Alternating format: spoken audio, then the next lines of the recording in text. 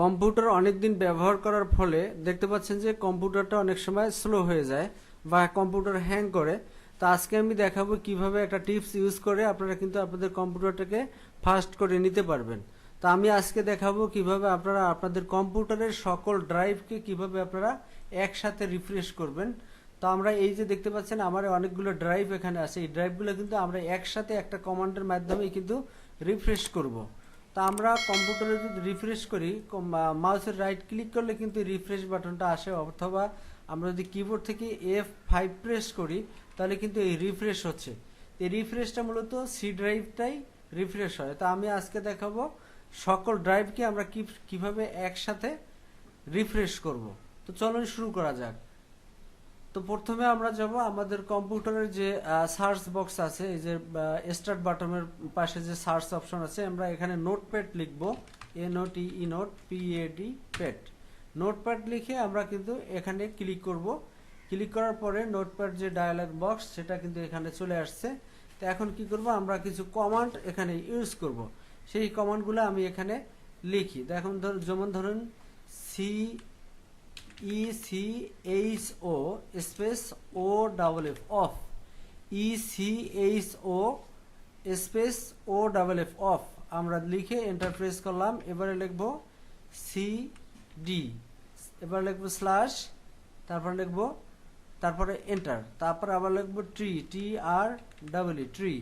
এবার আমি enter press করলাম। এখন আমরা একটু মিনিমাইজ করি, এটাকে মিনিমাইজ করে দেখি যে আমার কম্পিউটারে কয়টা ড্রাইভ আছে। তো এখানে আছে CDEFGHI, তার মানে এখানে কিন্তু আমার 7টা ড্রাইভ এখানে আছে। তো আমি এই 7টা ড্রাইভের নাম ওখানে লিখতে হবে। তা আমি আবার নোটপ্যাড ওপেন করলাম। এখানে আমরা যেহেতু সি ড্রাইভ আছে, সি দিলাম, কোলন দিলাম, এবার এন্টার দিলাম। এবারে আবার লিখবো ট্রি,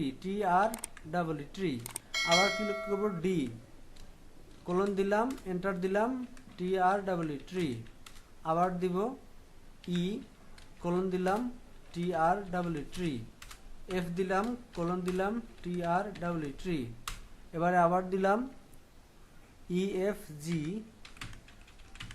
কোলন দিলাম, tree, H, colon, tree,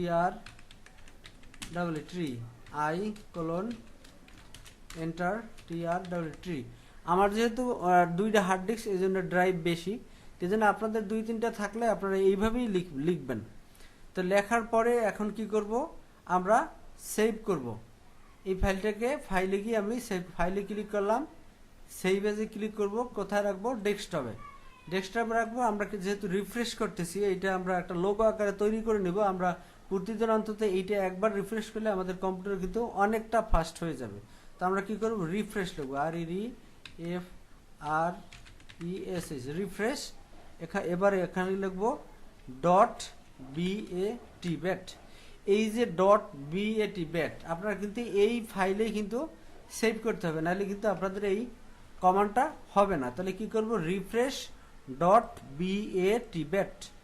.BAT এই নামে আমরা কিন্তু ফাইলটা সেভ করব। এখন কি করব, ফাইলে ক্লিক করে আমরা এখানে সেভে ক্লিক করলাম। এখন আমরা এটাকে এখান থেকে কেটে দিলাম, মাই কম্পিউটার থেকেও বের হয়ে গেলাম। এখন দেখি আমরা যে রিফ্রেশ .BAT নামে একটা ফাইল কিন্তু এখানে সেভ করছিলাম, দেখতে পাচ্ছেন রিফ্রেশ .BAT। এখন আমরা এটার উপরে যদি আমরা ডাবল ক্লিক করি তাহলে কিন্তু অটোমেটিক আমার ড্রাইভগুলো রিফ্রেশ হয়ে যাবে। যেহেতু আমার অনেকগুলো ড্রাইভ, এই জন্য একটু সময় বেশি লাগবে। তা আমি এখানে ডাবল ক্লিক করতেছি, এখানে দেখতে পাচ্ছেন এখানে কিন্তু ড্রাইভগুলো রিফ্রেশ হচ্ছে। একটু ড্রাইভ যাদের বেশি তারা কিন্তু ড্রাইভগুলো বেশি শো করলে অনেক সময় একটু বেশি সময় নেবে। যেহেতু আমার অনেকগুলো ড্রাইভ, এই জন্য একটু বেশি সময় নেবে। তো এভাবেই আপনারা শর্টকাট করে আপনারা কিন্তু আপনাদের ড্রাইভগুলো রিফ্রেশ করে নিলে কম্পিউটার কিন্তু অনেকটা ফাস্ট হয়ে যাবে। তো আজকে এ পর্যন্তই। সবাই ভালো থাকবেন। এরকম টিউটোরিয়াল পেতে আমার চ্যানেলটি সাবস্ক্রাইব করে সাথে থাকুন, যাতে টিউটোরিয়াল আপলোড হওয়ার সাথে সাথে নোটিফিকেশন পেয়ে যান।